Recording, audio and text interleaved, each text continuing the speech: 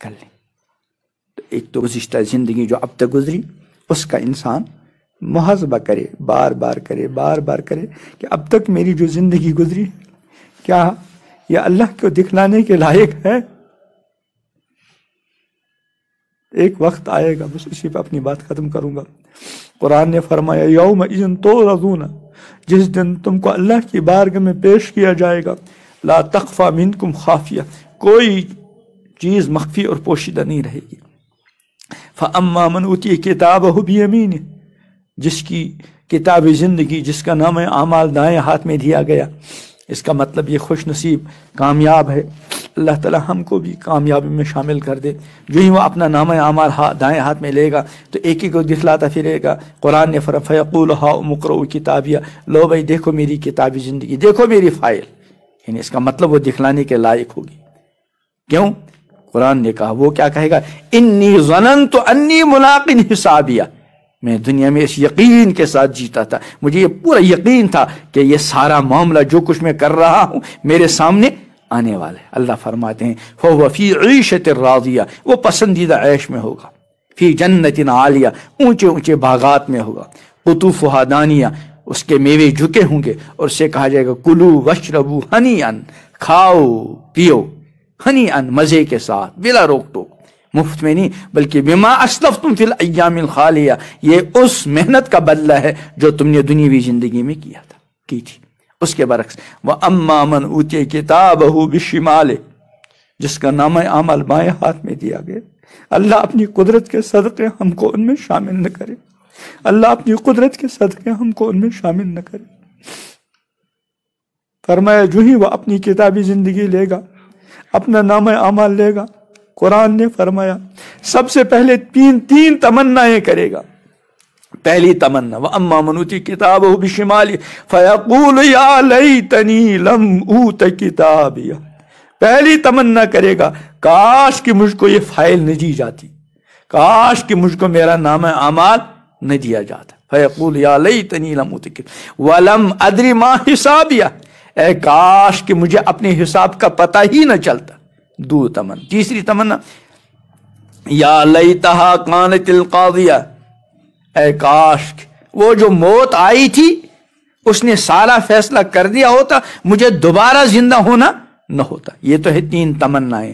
اس کے بعد دو چیزوں پر افسوس کرے گا۔ وجہ کیا ہوگی؟ کہ اس کی ساری زندگی دو چیزوں پر خرچ ہوئی ہوگی، ایک تو مال دولت جمع کرنے میں اور نام کمانے میں، عزت شہرت منصب حاصل کرنے میں۔ اس لیے کیا دو افسوس کرے گا؟ دو چیزوں پر۔ پہلا افسوس ما اغنا عنی مالیہ، افسوس میرا مال، میری کمائی، میرا سرمایہ میرے کام نہ آیا، پہلا افسوس۔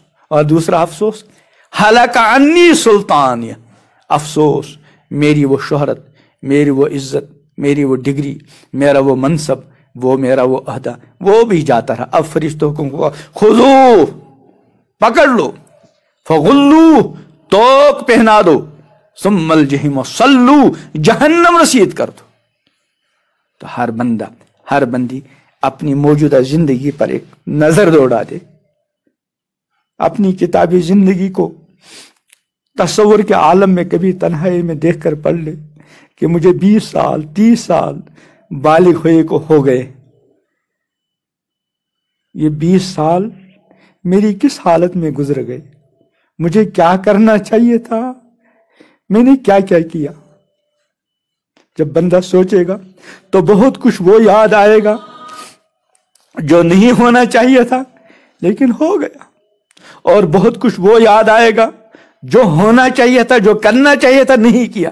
اس کے بعد اندر اندر ندامت ہوگی، شرمندگی ہوگی، اللہ کی بارگاہ میں اپنی زندگی کو معافی کے لیے پیش کرے گا، رب العالمین سے معافی مانگے گا شرمندگی کے ساتھ کہ رب العالمین مجھے جس طرح زندگی گزارنی تھی، یا اللہ میں نادم ہوں، شرمندہ ہوں، میں نے اس طرح زندگی نہیں گزاری۔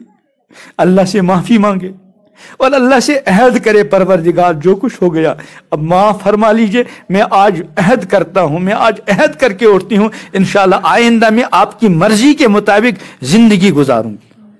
اور پھر یہ بھی طے کر لے علماء سے پوچھ کر کہ میں اتنے سال سے نماز نہیں پڑھ رہی تھی، آج میں نے توبہ کی، میں نے نماز پڑھوں گی اب پابندی سے، اب مجھے پچھلے نمازوں کا کیا کرنا ہے، نماز قضاء عمری ہوتی ہے۔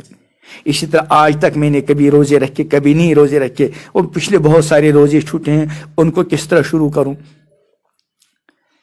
مجھے اللہ نے مال دیا تھا، سال سے میں مالدار ہوں، لیکن مجھے نے زکوٰۃ نہیں دی، کیا کروں؟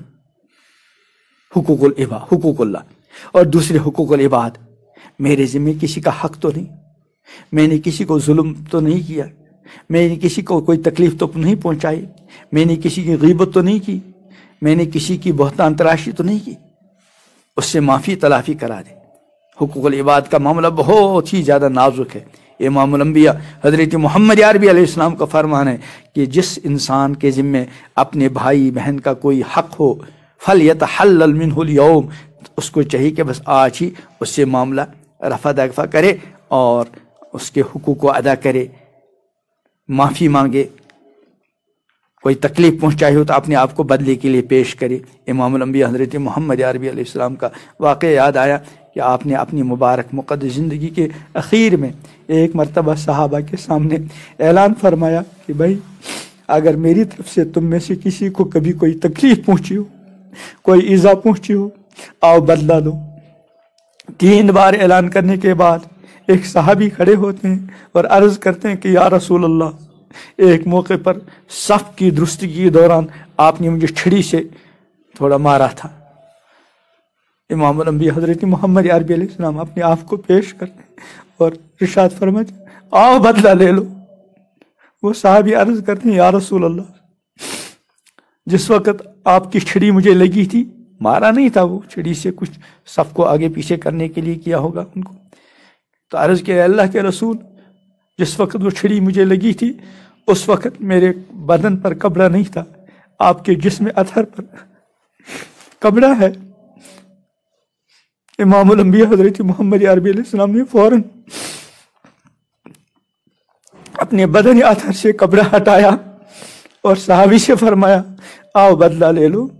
وہ صحابی آئے اور امام الانبیاء حضرت محمد عربی علیہ السلام کے بدن اطہر سے چمٹ گئے اور عرض کیا اللہ کے رسول، مجھے بدلہ نہیں لینا نہیں نا، مجھے اس وقت ایک موقع مل گیا، میں نے سوچا اگر اسی بہانے میرا جسم آپ کے بدن اطہر سے ٹچ کر جائے شاید اس پر جہنم کی آگ حرام ہو۔ ہم کو یہ دیکھنا ہے کہ حضور علیہ السلام نے اپنے آپ کو پیش کیا اور ہم کو بھی حکم دیا کہ اگر ایک دوسرے کے باہمی معاملات ہوں ان کو ایک دوسرے کے ساتھ صاف کرو، معافی تلافی کرو، حقوق کی ادائیگی کا اہتمام کرو، اور نئے سر سے ہم انشاءاللہ زندگی گزارنے کا عہد کر کے اٹھیں گے۔ اللہ تعالیٰ ان باتوں کو میرے لیے، آپ کے لیے